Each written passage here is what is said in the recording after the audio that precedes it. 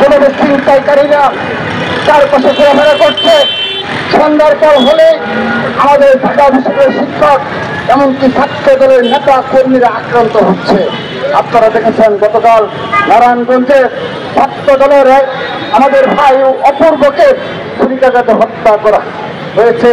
অর্থাৎ এখানে ছাত্র দল এমনকি ঢাকা বিশ্ববিদ্যালয়ের শিক্ষক সহ বাংলাদেশের সকল শ্রেণীর মানুষ ইতিমধ্যে আক্রান্ত হয়েছে এবং এই ঘটনা দিনের পর দিন বেড়েই চলেছে।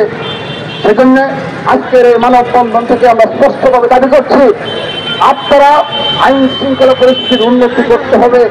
সোশ্যাল মিডিয়ায় নারীর প্রতি যে প্রপাগান্ডা ছড়ানো হয় এবং নারীর প্রতি যে বিরূপ মনোভাব প্রদর্শন করে সোশ্যাল মিডিয়ায় এক ধরনের সহিংসতা তৈরি করা হয়, আমরা তারও নিন্দা জানাচ্ছি এবং তারও বিচারের আওতায় নিয়ে আসার জন্য দাবি জানাচ্ছি।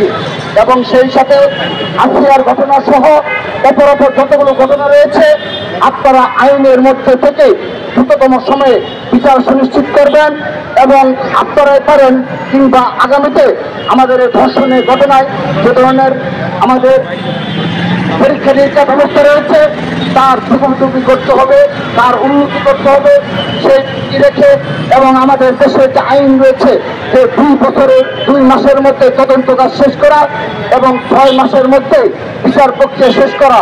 কিন্তু আমরা অবাক হয়ে লক্ষ্য করছি এই 7 ঘটনাতেও 2 মাসের মধ্যে তারা বিচার তদন্ত শেষ করতে পারে না, 6 মাসের মধ্যে বিচার সুনিশ্চিত করতে পারে না এবং প্রকাশিত উপরের কথা আইনের সঠিক প্রয়োগ দাবি জানাচ্ছি। এবং সেই সাথে বাংলাদেশের থেকে নারী নিপীড়কদের বিরুদ্ধে, দর্শকদের বিরুদ্ধে ছাত্র দলের সকল পর্যায়ের নেতা কর্মীদের সজাগ দৃষ্টি রাখার আহ্বান জানিয়ে এবং তাদেরকে আইন শৃঙ্খলা রক্ষা করে বাহিনীকে সুরক্ষার আহ্বান জানিয়ে আমি আমার বক্তব্য এখানে শেষ করছি।